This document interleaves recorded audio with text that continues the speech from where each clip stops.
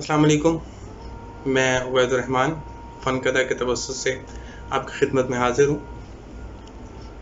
آج کی تحریر کسی بھی فلاحی معاشرے کے یہ انتہائی اہم پہلو کی اہمیت کی طرف اشارہ کرتی ہے۔ لکھاری نامعلوم ہے لیکن تحریر سننے سے تعلق رکھتی ہے۔ پیش خدمت ہے۔ بادشاہ نے گدھوں کو قطار میں چلتے دیکھا تو کمہار سے پوچھا، تم انہیں کس طرح سیدھا رکھتے ہو؟ کمہار نے جواب دیا کہ جو بھی گدھا لائن توڑتا ہے میں اسے سزا دیتا ہوں، بس اسی خوف سے یہ سب سیدھا چلتے ہیں۔ بادشاہ نے کہا کہ کیا تم میرے ملک میں امن قائم کر سکتے ہو؟ کمہار نے حامی بھر لی۔ شہر آئے تو بادشاہ نے اسے منصب عطا کر دیا۔ کمہار کے پاس چوری کا ایک مقدمہ لایا گیا۔ گواہان کے بیانات سننے کے بعد اور چرہ کے بعد کمہار نے فیصلہ صادر کیا کہ چور کے ہاتھ کاٹ دیے جائیں۔ جلاد نے وزیر کی طرف دیکھا اور کمہار کے کان میں سرگوشی کی کہ جناب یہ اپنا آدمی ہے۔ کمہار نے سنی انسنی کی اور فیصلہ دوبارہ صادر کیا کہ چور کے ہاتھ کاٹ دیے جائیں۔ اب کی بار وزیر نے خود کمہار کے کان میں سرگوشی کی کہ جناب تھوڑا خیال کیجیے، یہ میرا خاص آدمی ہے۔ کمہار نے بڑے تحمل اور تسلی سے وزیر کی بات سنی، چند لمحے خاموش رہا اور اس کے بعد اپنا فیصلہ سناتے ہوئے کہا کہ چور کے ہاتھ اور وزیر کی زبان کاٹ دی جائے۔ کہتے ہیں کہ کمہار کے اس ایک فیصلے سے پورے ملک میں امن قائم ہو گیا۔ بہت شکریہ۔ یاسر بھائی کیسے ہیں آپ؟ خیریت سے ہیں؟ آپ کی غزل کھا گئے ایسے ہم شکست میاں، کھا گئے ایسے ہم شکست میاں، حسن ہوتا ہے زرپرست میاں، آج وعدہ ہے ان کے آنے کا، آج وعدہ ہے ان کے آنے کا، آج رہنے دو ہم کو مست میاں۔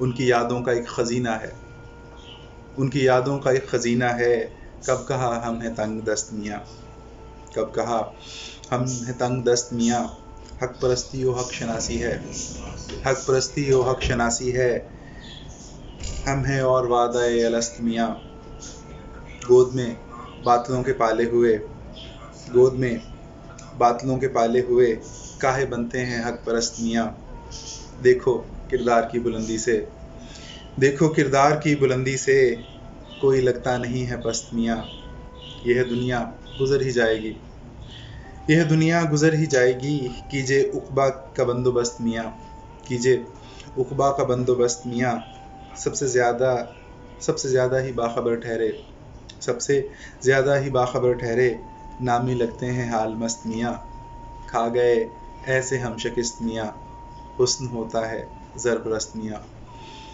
تھینک یو سو مچ، بہت مہربانی، السلام علیکم۔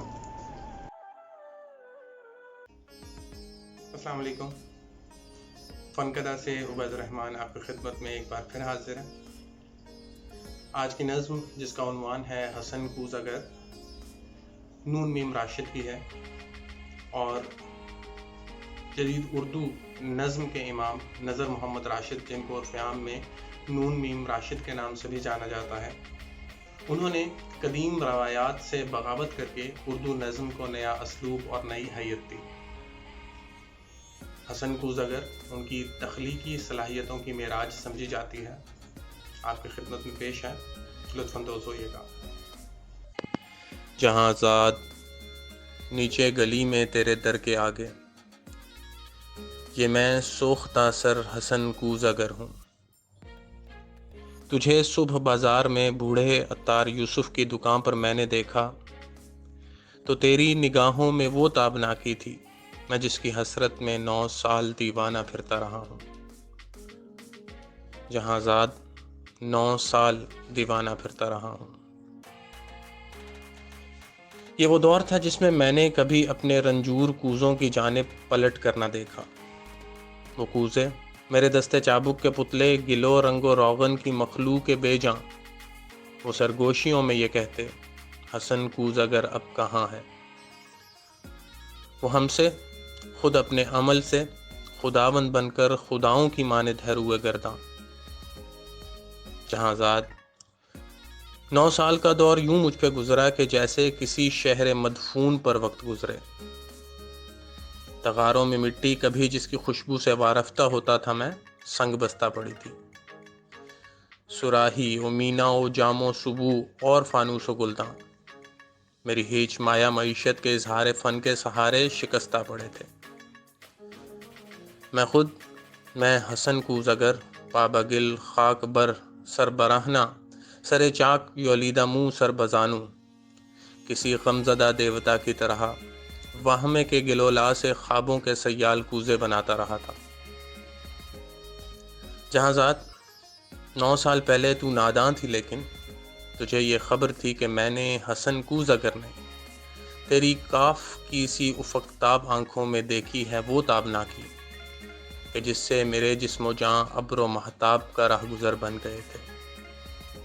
جہاں ذات بغداد کی وہ خوابگوں رات، وہ رود دجلہ کا ساحل، وہ کشتی، وہ ملاح کی بند آنکھیں، کسی خستہ جاں رنج بر کوزگر کے لیے ایک ہی رات وہ کوہربا تھی کہ جس سے ابھی تک ہے پیوست اس کا وجود، اس کی جان، اس کا پیکر۔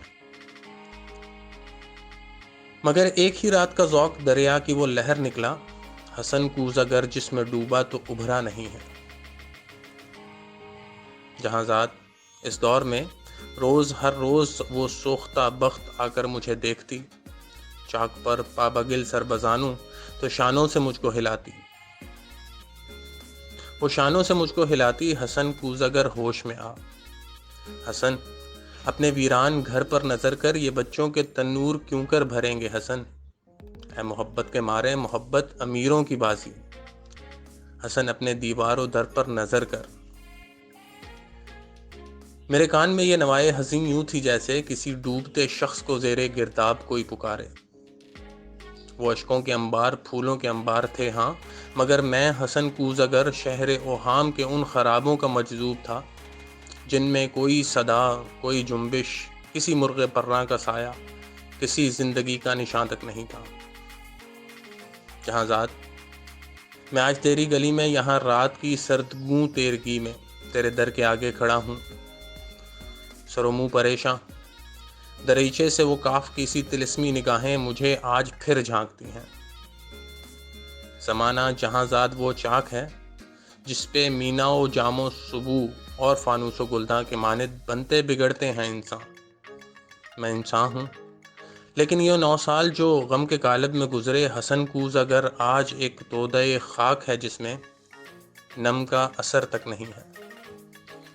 جہاں ذات بازار میں صبح عطار یوسف کی دکان پر تیری آنکھیں پھر ایک بار کچھ کہہ گئی ہیں، ان آنکھوں کی تابندہ شوخی سے اٹھی ہے پھر تودۂ خاک میں نم کی ہلکی سی لرزش، یہی شاید اس خاک کو دل بنا دے۔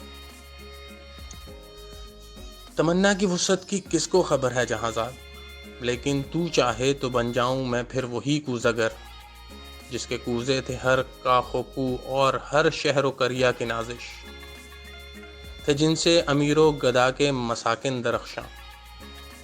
تمنا کی وسعت کی کس کو خبر ہے جہاں ذات، لیکن تو چاہے تو میں پھر پلٹ جاؤں اپنے ان مہجور کوزوں کی جانب، گلولا کے سوکھے تغاروں کی جانب، معیشت کے اظہار فن کے سہاروں کی جانب، کہ میں اس گلولا سے، اس رنگ و روغن سے پھر وہ شرارے نکالوں کہ جن سے دلوں کے خرابے ہوں روشن۔ جہاں ذات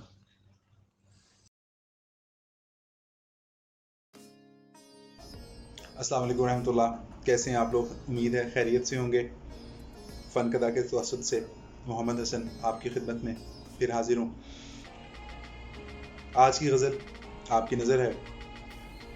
ہم نے ڈر ڈر کے گزاری ہے جوانی ساری، ہم نے ڈر ڈر کے گزاری ہے جوانی ساری، ہم نے سیکھا ہی نہیں پیار میں پاگل ہونا، ہم نے سیکھا ہی نہیں پیار میں پاگل ہونا، ہم نہ بھولے ہیں نہ بھولیں گے تیری آنکھ کا نم، ہم نہ بھولے ہیں نہ بھولیں گے تیری آنکھ کا نم، اور اس آنکھ کا چبارے سے اوجھل ہونا، ہم نے اس خوف سے پلکیں نہیں جھپکی اپنی، ہم نے اس خوف سے پلکیں نہیں جھپکی اپنی، سیکھ جائیں نہ کہیں خواب مغفل ہونا، سیکھ جائیں نہ کہیں خواب مغفل ہونا۔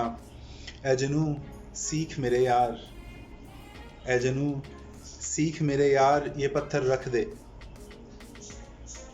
کچھ ضروری بھی نہیں جھیل میں ہلچل ہونا۔ اے ستارے میری آوارہ مزاجی کے گواہ، اے ستارے میری آوارہ مزاجی کے گواہ، یاد رکھنا یہ سڑک یوں میرا پیدل ہونا۔ میں نے پہچان کے پوچھا کہ اداسی ہو نا تم، مجھ سے کہنے لگی تم درد کا جنگل ہونا۔ ہم نے ڈر ڈر کے گزاری ہے جوانی ساری، ہم نے سیکھا ہی نہیں پیار میں پاگل ہونا۔ بہت مہربانی، شکریہ، السلام علیکم۔ عمیرہ احمد کے ناول پیر کامل سے ایک اقتباس آپ کے نظر ہے۔ زندگی میں کبھی نہ کبھی ہم اس مقام پر آ جاتے ہیں جہاں سارے رشتے ختم ہو جاتے ہیں۔ وہاں صرف ہم ہوتے ہیں اور اللہ ہوتا ہے، کوئی ماں باپ، کوئی بہن بھائی، کوئی دوست نہیں ہوتا۔ پھر ہمیں پتہ چلتا ہے کہ ہمارے پاؤں کے نیچے زمین ہے اور سر کے اوپر آسمان، بس صرف ایک اللہ ہی ہے جو ہمیں اس خلا میں تھامے ہوئے ہے۔ پھر پتہ چلتا ہے کہ ہم زمین پر پڑی مٹی کے ڈھیر میں ایک ذرے یا درخت پر لگے ہوئے ایک پتے سے زیادہ کی وقت نہیں رکھتے، اور پھر پتہ چلتا ہے کہ ہمارے ہونے یا نہ ہونے سے صرف ہمیں فرق پڑتا ہے۔ بہت شکریہ۔ السلام علیکم۔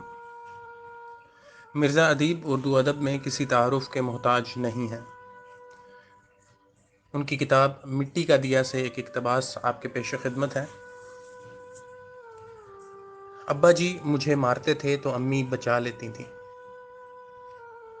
ایک دن میں نے سوچا کہ اگر امی پٹائی کریں گی تو ابا جی کیا کریں گے، اور یہ دیکھنے کے لیے کہ کیا ہوتا ہے میں نے امی کا کہا نہ مانا۔ انہوں نے کہا بازار سے دہی لا دو، میں نہ لایا۔ انہوں نے سالن کم دیا، میں نے زیادہ پر اصرار کیا۔ انہوں نے کہا کہ پیڑھی پر بیٹھ کر روٹی کھاؤ، میں نے زمین پر دری بچھائی اور اس پر بیٹھ گیا۔ کپڑے میلے کر لیے، میرا لہجہ بھی گستاخانہ تھا۔ مجھے پوری توقع تھی کہ امی ضرور ماریں گی، مگر انہوں نے کیا یہ کہ مجھے سینے سے لگا کر کہا، کیوں دلور پتر، میں صدقے بیمار تو نہیں ہے تو؟ اس وقت میرے آنسو تھے کہ رکتے ہی نہیں تھے۔